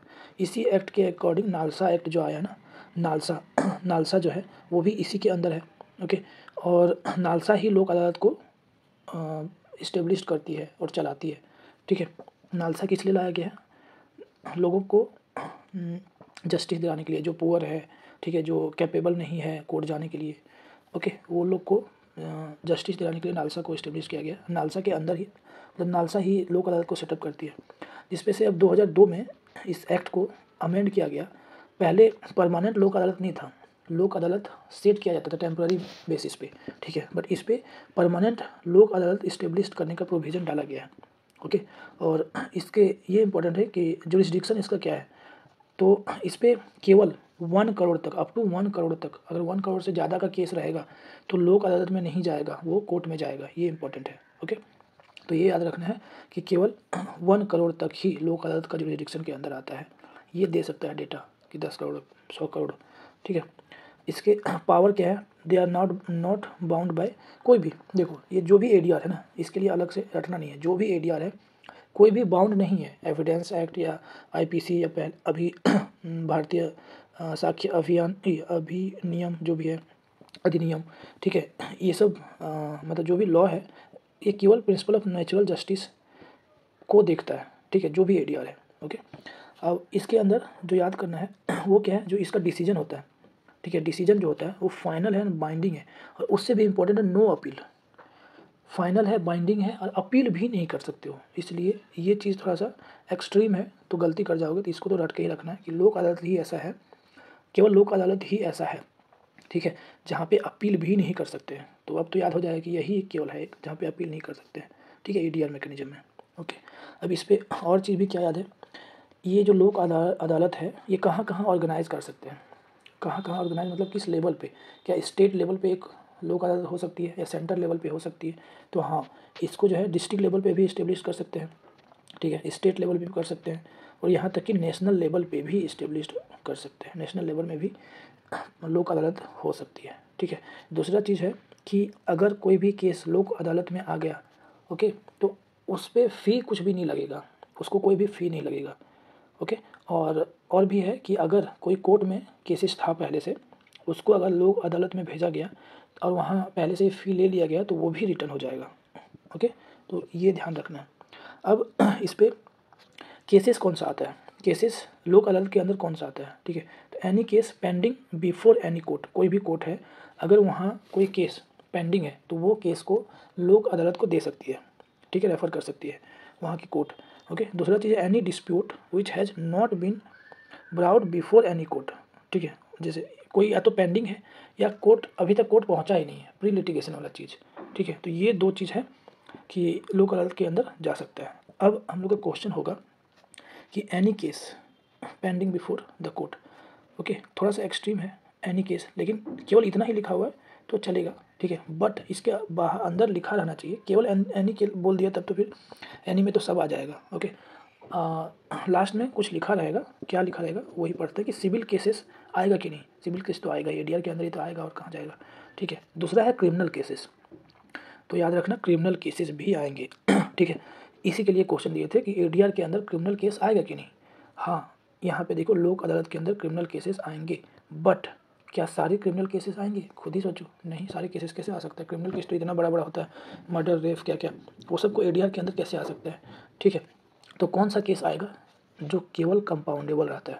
अब कंपाउंडेबल क्या रहता है, कंपाउंडेबल मतलब कि उसका नेचर जो मतलब जो क्या बोलते हैं उसको, एक तरह से PT केसेस बोल सकते हैं, बहुत छोटा केसेस, ठीक है, जिसका जजमेंट या जो भी है वो चीज़ चेंज हो सकता है, मतलब केसेस नॉर्मली हैंडल किया जा सकता है, सिंपल सोचो, ठीक है, उतना बड़ा नहीं सोचना है, ओके। कंपाउंडेबल केसेस को ही, केवल जो कंपाउंडेबल है वही क्रिमिनल केसेस को हैंडल कर सकते हैं। अब रेप ये सब, मर्डर हो गया, ये सब चोरी, ये सब भी बहुत बड़ा केसेस है, वो सबको नहीं करेगा, ठीक है। नेक्स्ट है कि फर्स्ट लोक अदालत जो है वो 1982 में गुजरात का जूनागढ़ में सेटअप किया गया था। ये कहीं कहीं दे सकता है। एक बार बस याद रख लो कि गुजरात में फर्स्ट लोक अदालत जो है सेटअप किया गया था। ठीक है, अब इस पे क्वेश्चन क्या आया था, 2010 में क्वेश्चन आया हुआ है कि कौन सा स्टेटमेंट जो है वो करेक्ट है लोक अदालत के बारे में। तो इसको देखते हैं। Lok Adalat have the jurisdiction to settle the matter at pre litigation stage, सही बात है, and not those matter pending before, ये तो नहीं है। पहला पार्ट तो सही था, बट जो कोर्ट के बाहर अगर पेंडिंग भी है वो उस केस को भी इसके अंदर आ सकता है। ठीक है, दो ही केस तो है, जो प्री लिटिगेशन से पहले या केसेस जो पेंडिंग है वो भी आ सकते हैं। नेक्स्ट है Lok Adalat can deal with matter which are civil and not criminal, ये भी अभी हम लोग पढ़ चुके हैं कि क्रिमिनल केसेस को भी हैंडल करता है। ओके, तो ये भी गलत हो गया, ये भी गलत हो गया। एवरी लोक अदालत कंसिस्ट ऑफ आइदर सर्विंग और retired judicial officer only and not any other person, ये तो वैसे भी एक्सट्रीम स्टेटमेंट हो गया। अब वैसे भी हम लोग पढ़ चुके हैं, नहीं पढ़े फिर भी बहुत ज़्यादा एक्सट्रीम है। अगर केवल देखो क्वेश्चन जो सेट करता है उसका माइंडसेट को भी पढ़ना पड़ेगा। ये इतना एक्सप्लेन क्यों कर रहा है, सबसे पहली बात है। ठीक है, कुछ ना कुछ गड़बड़ी किया है इसीलिए एक्सप्लेन कर रहा है। ये केवल बोल देता है कि यही केवल हो सकता है, नॉट एनी अदर पर्सन लिखने की क्या ज़रूरत है। मतलब इसको चेंज किया गया है, सिंपल जो ओरिजिनल स्टेटमेंट है उसको चेंज किया गया है, इससे साफ पता चल रहा है। तो ये भी गलत हो जाएगा, तो आंसर जो है कोई भी सही नहीं है। ओके, नेक्स्ट है फ्री लीगल एड, यही चीज़ है कि नालसा जो नालसा है, जो फ्री लीगल एड है नालसा ही, उसी के लिए नालसा को सेटअप किया गया है। ओके, ये ज़्यादा कुछ इस पर इम्पोर्टेंट नहीं है, याद रखने की आर्टिकल 21 जो है वो भी आएगा। ओके, इससे भी फ्री लीगल एड के लिए रिलेटेड है। और आर्टिकल 39A, ये तो स्पेशली है उसी के लिए कि इंश्योर जस्टिस, ठीक है, ensure justice are not denied to any citizen because of their economical और अदर लाइबिलिटीज़। ठीक है, इसको ये भी याद रखना है कि 42 जो कॉन्स्टिट्यूशनल अमेंडमेंट है उस टाइम इसको लाया गया है। ओके, नेक्स्ट है स्टैट्यूटरी प्रोविज़न क्या है या लीगल एड के लिए क्या कौन सा लॉ बनाया गया है। तो लीगल सर्विस अथॉरिटी एक्ट, इसी के अंदर जो है अपना जो लोक अदालत है वो सेटअप किया जाता है। ठीक है, और इसी के अंदर नेशनल लीगल सर्विस अथॉरिटी जो नालसा और स्टेट के लिए भी, ठीक है, और डिस्ट्रिक्ट के लिए भी कॉन्स्टिट्यूट किया गया है, ये याद रखना है। और जो अपना BNS है, ठीक है, अभी जो भारतीय नागरिक सुरक्षा संहिता लाया गया है, लीगल एड उस पर भी होगा ही, ऑफ कोर्स होगा ही, तो इसके लिए पढ़ना जो भी ज़रूरी है नहीं। ठीक है, नेक्स्ट है नालसा के बारे में। नालसा इस एक्ट के अंदर है तो स्टेटूटरी भी होगा, स्टेटूटरी बॉडी होगा। ठीक है, to provide free and competent legal service to weaker section of the society, सबको नहीं, ठीक है, वीकर सेक्शन जो खुद ही नहीं अप्रोच कर सकता है। ओके, तो इसका काम क्या है, एक अथॉरिटी है तो लॉ भी बनाती होगी, मतलब एग्जीक्यूटिव पावर होगा इसके पास। ठीक है, तो वही चीज़ है, फॉर्मुलेट पॉलिसी प्रिंसिपल गाइडलाइंस, ठीक है, and affective scheme for state वाला और डिस्ट्रिक्ट वाला के लिए। ठीक है, मॉनिटर करेगा, एफिलिएट करेगा जो implementation of legal aid programme government बनाती है वो कैसा चल रहा है, ठीक है, उसको कैसे इफेक्टिव बनाया जा सके। दूसरा चीज़ ऑर्गेनाइज लोक अदालत, ठीक है, लोक अदालत को नालसा ही ऑर्गेनाइज करती है, ये बार बार बोल रहे हैं। ओके, इतना ही इस पर इम्पोर्टेंट है। अच्छा, इस पे बेस्ड 2021 में क्वेश्चन आया हुआ है, 21 या 20 में, पर उस क्वेश्चन में मतलब डेटा एग्जैक्ट दिया होता है 10%, 20% ऐसा कुछ, वो सब जनरली हम लोग पढ़ते नहीं हैं, तो वो लगभग सबका गलती ही हुआ होगा। ठीक है, कुछ चीज़ें कौन कौन फ्री लीगल एड के अंदर एलिजिबल है, तो वीमेन एंड चिल्ड्रन, ये याद रखना है, वीमेन, चिल्ड्रन, ST SC, ठीक है, ये सब के लिए कोई भी बैरियर नहीं है। ओके, नेक्स्ट है इंडस्ट्रियल वर्कमैन, इंडस्ट्रियल वर्कमैन जिसका सैलरी बहुत कम रहता है वो सब। ठीक है, victim of mass disaster violence, कोई भी चीज़ से रिलेटेड जो विक्टिम है। ठीक है, उसके बाद disable person, juvenile home, okay, ये सब, और ट्रैफिकिंग का जो भी विक्टिम होगा, ये सबको ऑफकोर्स दिया ही जाएगा, क्यों नहीं दिया जाएगा। नेक्स्ट है पर्सन हु, इसको याद रखना है, इसी के बेस्ड में कुछ क्वेश्चन आया था, person whose annual income less than amount prescribed by respective state government. ठीक है, स्टेट गवर्नमेंट कुछ बोलती है कि 1 लाख 2 लाख इस तरह से, उससे कम एनुअल इनकम होना चाहिए, चाहे वो कोई भी आदमी है, ठीक है, जनरल है, OBC है, जो भी है, उस इनकम से अगर कम है उसका इनकम, तो उसको भी नालसा के अंदर फ्री लीगल एड प्रोवाइड किया जाएगा। ठीक है, लेकिन ये जो है स्टेट जो पैसा प्रिस्क्राइब करेगी वो सुप्रीम कोर्ट के लिए नहीं, सुप्रीम कोर्ट में अप्रोच नहीं कर सकता है वो। ठीक है, पर सुप्रीम कोर्ट के लिए 5 लाख से कम होना चाहिए। If the case is before court other than supreme court, उस टाइम स्टेट गवर्नमेंट प्रिस्क्राइब करेगी।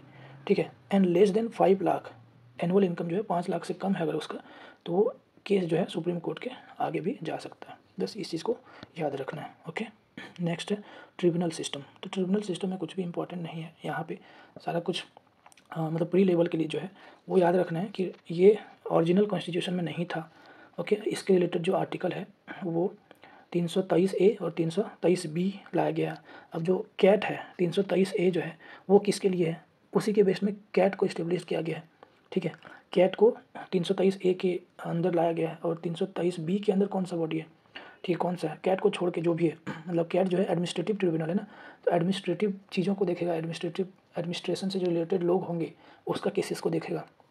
ठीक है, और अगर जो एडमिनिस्ट्रेटिव छोड़ के अदर केसेस के लिए आर्टिकल 332B के अंदर जो ट्रिब्यूनल सेटअप किया जाएगा वो लोग देखेंगे।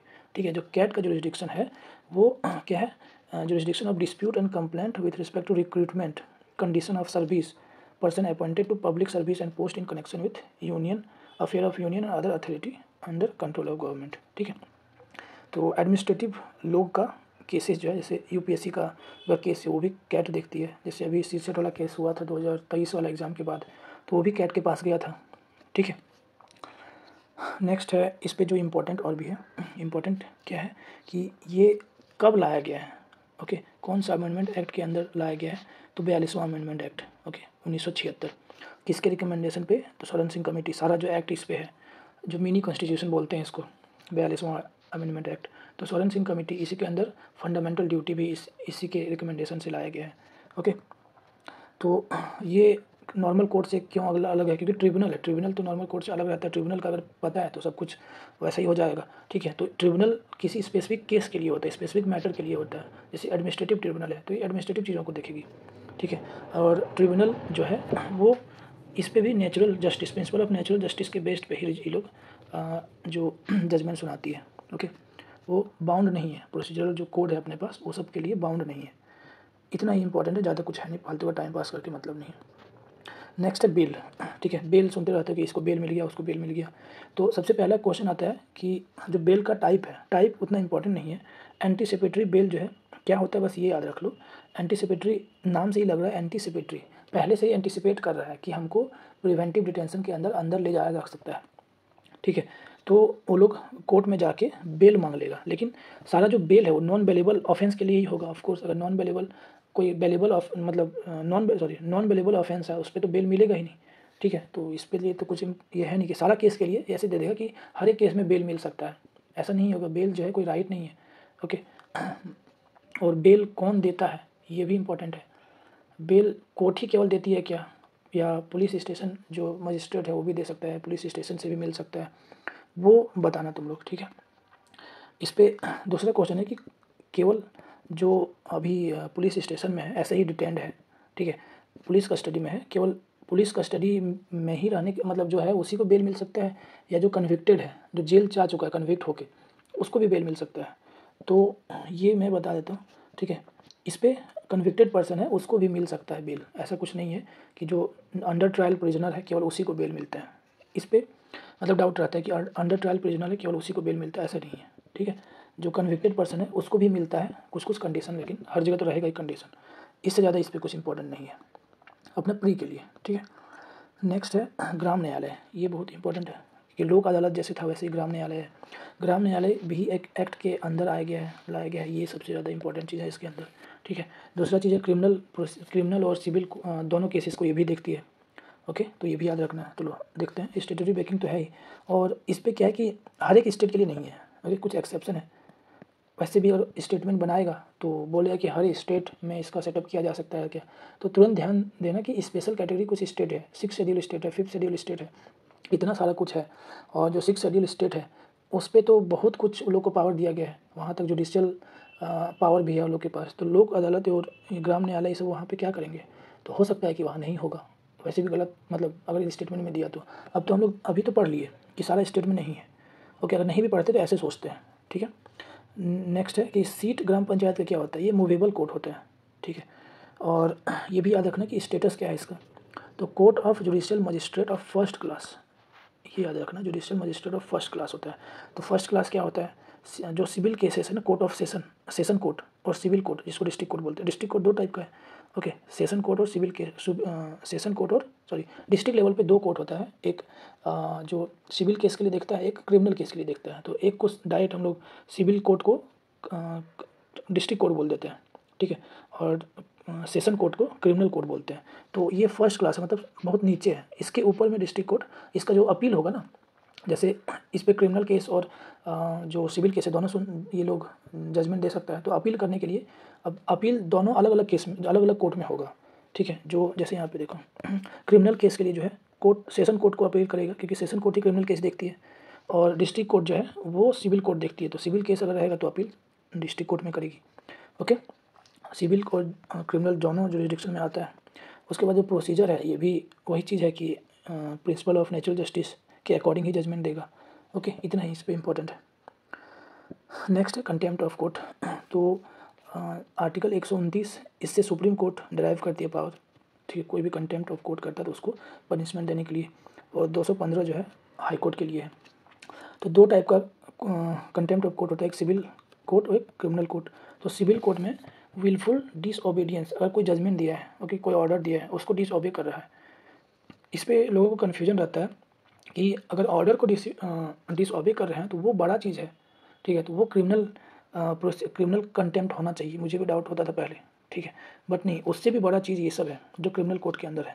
ये तो सिंपल ऑर्डर को डिसओबे कर रहा है, ठीक है, तो उसको तो केस हो सकता है, उसके ऊपर जो ऑर्डर को जो एग्जीक्यूट करेगा वो लोग उसको देख लेगा, ठीक है।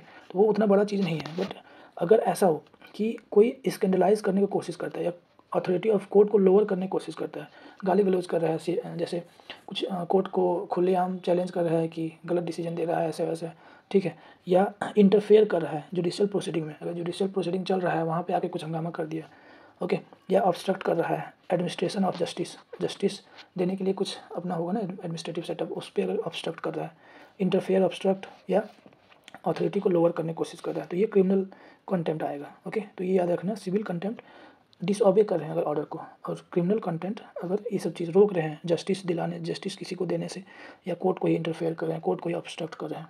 ओके, नेक्स्ट है मर्सी पिटिशन। तो मर्सी पिटिशन आर्टिकल 72 जो है वो प्रेसिडेंट जो है एम्पावर प्रेसिडेंट को करती है कि ये पार्डनिंग पावर भी बोलते हैं इसको, आर्टिकल 72। तो पार्डनिंग में 5 टाइप का होता है mainly, pardon, reprieve, respite, suspend, remit और कम्यूट, ठीक है। तो ये सब क्या होता है ओके, उतना डाइट तो अभी तक पूछा नहीं है, पर फिर भी देखो पार्डन के अंदर ही ये सब चीज़ आता है। ओके, पार्डनिंग के अंदर ही आता है, पर पार्डन एक खुद भी एक टाइप है। पार्डन अगर केवल पार्डनिंग बोला तो सब कुछ आ जाएगा, पर लैंग्वेज पे डिपेंड करता है, ठीक है। पार्डनिंग, अच्छा पार्डन अगर लैंग्वेज कुछ ऐसा बोला है कि मतलब पार्डनिंग पावर ऑफ प्रेसिडेंट, तो पार्डनिंग पावर ऑफ प्रेसिडेंट में सब कुछ आ जाएगा, ये सब जितना भी लिखा हुआ है। ओके, और अगर कोई केसेस है जिसपे डेथ सेंटेंस है, उसको अगर पार्डन मिल गया, ठीक है, अगर ऐसा कुछ लैंग्वेज है तो इसका मतलब है कि उसको उस केस से पूरी तरह से बरी मिल गया, मतलब कुछ भी, अब वो नॉर्मल लाइफ जी सकता है। तो लैंग्वेज पे देखना है कि पार्डनिंग को दोनों जगह यूज़ करते हैं, ठीक है। एक पार्डनिंग अगर किसी आदमी को दिया गया है, पार्डन किया गया है, मतलब पूरा माफ़ कर दिया उसको, सिंपल है, अब वो नॉर्मल लाइफ जिएगा, कुछ भी केस उसके ऊपर नहीं है, ठीक है। रिप्राइव, रिस्पाइट, ये सब चीज़ पढ़े होगे, ओके, इतना डिस्कस नहीं करते हैं। नेक्स्ट है जो गवर्नर और प्रेसिडेंट का जो पार्डनिंग पावर है, इस पर पूछते रहता है बार बार। तो गवर्नर ऑफ कोर्स स्टेट के अंदर आता है, तो स्टेट लॉ से जो भी रिलेटेड है वो गवर्नर देखेगी। ओके, और मेन जो याद रखना है, कोर्ट मार्शल पढ़े होगी, फंडामेंटल राइट जो 34-35 जो है, ठीक है, 34-35-36 जब पढ़ते हैं उस टाइम कोर्ट मार्शल के बारे में भी पढ़ते हैं। तो अगर कोर्ट मार्शल हो गया, कोर्ट मार्शल मतलब आर्मी कर रही है, आर्मी किसके अंडर आता है, प्रेसिडेंट के अंदर, प्रेसिडेंट उसका हेड होता है, ठीक है। तो प्रेसिडेंट, इसलिए कोर्ट मार्शल को प्रेसिडेंट देखेगी। दूसरा चीज़ है, अगर कोई भी लॉ है उसके अकॉर्डिंग किसी को सेंटेंस दिया गया है, यूनियन लॉ है, यूनियन लॉ के अकॉर्डिंग सेंटेंस दिया, तो यूनियन लॉ को गवर्नर तो देख ही नहीं सकती है। दूसरा चीज़ है, अगर किसी को डेथ दे दिया, तो डेथ बहुत बड़ा चीज़ है, ठीक है, पूरा जान ही ले रहे हो, तो भी उसको गवर्नर नहीं दे सकती है, प्रेसिडेंट ही देखेगी। बस ये 3 चीज़ याद रखना है। ओके, नेक्स्ट है क्यूरेटिव पिटिशन। तो क्यूरेटिव पिटिशन को लास्ट कॉन्स्टिट्यूशनल रेमेडी बोलते हैं इसको। जैसे कोई भी हम लोग रिव्यू पिटिशन जो होता है, ये आर्टिकल 137 के तहत होता है, ठीक है। रिव्यू पिटिशन, कोई भी जजमेंट दिया गया, सुप्रीम कोर्ट में फाइनल जजमेंट दे दिया, उसको रिव्यू पिटिशन हम लोग डालते हैं, ठीक है। अगर रिव्यू पिटिशन में भी उसको अगर डिसमिस कर दिया, अगर रिजेक्ट कर दिया, तो लास्ट क्यूरेटिव पिटिशन डाल सकते हैं। अब वो भी रिजेक्ट हो गया तब कुछ नहीं कर सकते हैं, ठीक है। तो लास्ट कॉन्स्टिट्यूशनल रेमेडी इसलिए बोलते हैं क्यूरेटिव पिटिशन, उसके बाद कुछ नहीं हो सकता है। ओके, तो क्यूरेटिव पिटिशन जो है, इसका पावर कहाँ से आती है, आर्टिकल 142, बहुत ही इंपॉर्टेंट है आर्टिकल 142। ओके, आर्टिकल 137 ये ज़्यादा इंपॉर्टेंट है आर्टिकल 142। इस पे क्या बोलता है, कंप्लीट जस्टिस। कंप्लीट जस्टिस देने के लिए सुप्रीम कोर्ट कुछ भी कर सकती है। ओके, कुछ भी मतलब कुछ भी, कोई भी अपना लॉ भी बना सकती है। लोग नया चीज़ निकाल लेते हैं कि ये चीज़ नहीं तो वो चीज़, ऐसा कंप्लीट जस्टिस देने के लिए सब कुछ लीगल है, एक तरह से बोल सकते हो। तो आर्टिकल 142 बहुत ज़्यादा इंपॉर्टेंट है। ठीक है, तो ये सब जो क्यूरिटी पटिशन 30 डे के अंदर ही देना पड़ेगा। ओके, दूसरा चीज़ है कि क्यूरिटी पटिशन और रिव्यू पटिशन में डिफरेंस एक तरह से पूछता है कि जब रिव्यू पटिशन रिजेक्ट हो गया तभी कर सकते हो, और विदिन 30 डेज, जब रिव्यू पटिशन रिजेक्ट किया उसके विदिन 30 डेज ही क्यूरिटी पटिशन डाल सकते हैं। ठीक है, दूसरा चीज़ है कि ये चीज़ बताओ कि क्यूरिटी पटिशन अगर डालेंगे तो जो जज है जिसने जजमेंट दिया है, क्या वही जज फिर से देखेगी, पहला क्वेश्चन है ये चीज़। ठीक है, दूसरा चीज़ है कि ओपन कोर्ट रहेगा या क्लोज कोर्ट रहेगा। ओपन कोर्ट मतलब सब लोग जजमेंट को देख सकती हैं। क्लोज कोर्ट होता है कि जिसको जो रिव्यू पटिशन डाला है और इधर जजमेंट बैठा रहेगा, एक क्लोज कोर्ट है, कोई और नहीं देखेगा। ठीक है, तो ये सब भी होता है। रिव्यू पटिशन और क्यूरिटी पटिशन में डिफरेंस है, वो चीज़ पता करो। ओके, और कमेंट करना। नेक्स्ट है फास्ट ट्रैक स्पेशल कोर्ट। कुछ भी इंपॉर्टेंट नहीं है, फास्ट ट्रैक नाम ही है फास्ट ट्रैक, स्पेशल कोर्ट है। कुछ स्पेशल कोर्ट बनाया जाएगा ताकि कुछ चीज़ें जो भी है उसको फास्ट ट्रैक किया जाएगा। जैसे इस रेप केसेस के लिए फास्ट ट्रैक कोर्ट बनाने का ऑर्डर दिया गया है, बनाया हुआ है भी बहुत सारा। पॉस्को एक्ट को देखने के लिए फास्ट ट्रैक कोर्ट बनाता है। ठीक है, नेक्स्ट है जीरो एफआईआर। ये भी अभी न्यूज़ में था, जीरो एफआईआर क्या होता है। तो ऐसे याद रखो, जैसे कोई पुलिस स्टेशन है, उसका जो रिस्ट्रिक्शन है ये वाला। ठीक है, बट एक आदमी है, वो जहाँ पे कांड हुआ है, वो आदमी जो है बाहर में है कहीं। ठीक है, अब वहाँ का पुलिस स्टेशन में जाके उसने एफआईआर दर्ज करवा दिया। तो ऐसा कर सकता है कि नहीं, पहले था कि नहीं कर सकते हो ऐसा। ठीक है, पर अभी जो है ऐसा जीरो एफआईआर जो है, जीरो एफआईआर इसको बोल देते हैं कि अगर जिस जुरिस्डिक्शन में नहीं आता है वो ऑफेंस जो भी किया है, ठीक है, तो बाहर कहीं भी कोई भी कोर्ट में जाके एफआईआर लिखवा सकते हो। ओके, तो वो एफआईआर जो है जीरो इसलिए बोला जाता है कि वो एक्चुअल एफआईआर नहीं है, वो लिख तो लेगा। ओके, पर इसको जैसे एफआईआर अगर लिखते हैं तो एफआईआर नंबर देते हैं, इसको डिटेल देते हैं इस आदमी को। ठीक है, बट ये कुछ ऐसा नहीं देगा, ये सिंपल यहाँ लिख के इसको ट्रांसफ़र कर देगा। ठीक है, अब ये एक्चुअल एफआईआर बनाएगी, तो इसलिए इसको जीरो, ये वन इस तरह से, तो इसको जीरो बोल दिया, और क्या बोलेगा। ठीक है, इस तरह से याद रख सकते हो। Okay, FIR that is registered irrespective of the area where the offence is committed. इस एरिया में ऑफेंस हुआ है, अब कहीं भी वो लिखा सकता है एफआईआर, उसको जीरो एफआईआर बोल देते हैं। ठीक है, once register it is transfer to the appropriate police station for investigation. Okay, और no regular FIR number is provided. यहाँ एफआईआर नंबर नहीं देता, यहाँ पे जाएगा वो केस लिखेगा फिर एफआईआर नंबर देगा। मेन अभी जो इंपॉर्टेंट है वो जो अभी जो नया आया है अपना भारतीय नागरिक सुरक्षा संहिता जो है, इसके अंदर जीरो एफआईआर का प्रोविज़न है। ठीक है, इसलिए इंपॉर्टेंट है। ओके, पहले जो सीआरपीसी या आईपीसी था उस पर ऐसा नहीं था। ओके, तो ये चीज़ इंपॉर्टेंट है इसलिए हो जाती है। नेक्स्ट है डॉक्ट्रिन ऑफ कवर्चर। कवर्चर, ठीक है, डॉक्ट्रिन ऑफ कवर्चर। ये न्यूज़ में इसलिए आया कि Supreme Court is to be hear petition challenging marital rape exception. Marital rape exception, जो मैरिटल रेप होता है उस पर सीआरपीसी आईपीसी ये सब में जो है एक्सेप्शन दिया गया है कि मैरिटल रेप को रेप जैसा कंसिडर नहीं करेंगे। ठीक है, क्यों नहीं करेंगे, क्योंकि जो मैरिटल रेप का मतलब जो केस है वो बहुत ज़्यादा कॉम्प्लिकेटेड हो जाएगा, उसको प्रूव करना एक तरह से। ठीक है, तो उसी चीज़ को चैलेंज किया गया है। वो जो बीएनएस और आईपीसी ये सब में भी था ये वाला चीज़ कि मैरिटल रेप को रेप जैसा कंसिडर नहीं करेंगे। तो सुप्रीम कोर्ट में 2018 में एक जजमेंट आया था, उस पर बोला था कि ये जो है डॉक्ट्रिन ऑफ कवरेचर के अंदर आता है। ठीक है, अब ये है क्या, ये पूछ देगा सिंपल, डॉक्ट्रिन ऑफ कवरेचर क्या होता है। ओके, कवरचर कर जो भी बोले। ओके, तो ये एक इंग्लिश कॉमन लॉ था। ओके, इस पे से क्या था कि जो मैरिड वुमेन है वो एक तरह से हस्बैंड का प्रॉपर्टी बता दिया जाता है। ठीक है, तो मैरिड वुमेन को कोई भी प्रॉपर्टी रखना अलाउ नहीं है, वो कुछ भी कॉन्ट्रैक्ट साइन नहीं कर सकती है, मतलब वो एक तरह से जो हस्बैंड है उसका प्रॉपर्टी है। ओके, तो अगर वुमेन का कोई भी प्रॉपर्टी रहेगा भी तो वो हस्बैंड के नाम पे हो जाएगा। ये पूरा लॉ था, और इस पर ये भी बोला जाता है कि हस्बैंड और वाइफ जो है एक सिंगल एंटिटी है, तो सब कुछ हस्बैंड के नाम पे ही हो जाएगा।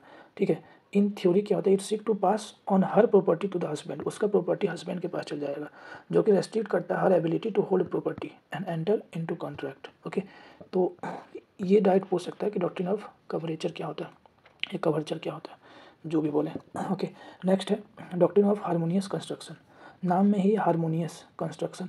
ठीक है, इसको ये वर्ड सुने होंगे जब फंडामेंटल राइट एनडीपीएसपी, ठीक है, इसके बेस में हार्मोनियस कंस्ट्रक्शन इस्टेब्लिश, ऐसे बोलता है कि डॉक्ट्रिन ऑफ हार्मोनियस कंस्ट्रक्शन के अंदर दोनों आता है। ओके, ये कौन सा केस के अंदर बोला गया था ये बताओ। इतना बताते हैं 1980 में एक केस हुआ था, ठीक है, मतलब जजमेंट आया था, उसके अंदर ऐसा बोला गया था, मतलब फंडामेंटल राइट बढ़ा है या डीपीएसपी बढ़ा है, उसी चीज़ के लिए जजमेंट था रिलेटेड। ओके, याद करो और बताओ। तो उस पर बोला था कि ये दोनों जो है, दोनों एक दूसरे को कम्प्लीमेंट करते हैं, कोई भी एक बड़ा नहीं है, कोई छोटा नहीं है, ठीक है। तो उसी को हार्मोनियस कंस्ट्रक्शन बोल देते हैं। अब एकदम एग्जैक्ट बोलें तो it mean that in case of conflict between two law, ठीक है, कोई भी लॉ है जैसे फंडामेंटल राइट डीपीएसपी में कुछ कन्फ्लिक्ट हुआ अगर, तो their interpretation should be in the way in such in which spirit and essence of both law are maintain, ठीक है, कोई किसी से बड़ा या छोटा नहीं है, दोनों लगभग बराबर है, ऐसा बोल देते हैं। तो उसी को हार्मोनियस कंस्ट्रक्शन बोल देते हैं।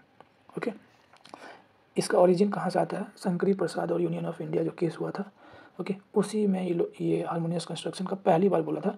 पर डीपीएसपी और फंडामेंटल राइट के बीच में हार्मोनियस कंस्ट्रक्शन जो है 1980 में बोला गया है, ठीक है। कौन सा जजमेंट, ये कमेंट करो।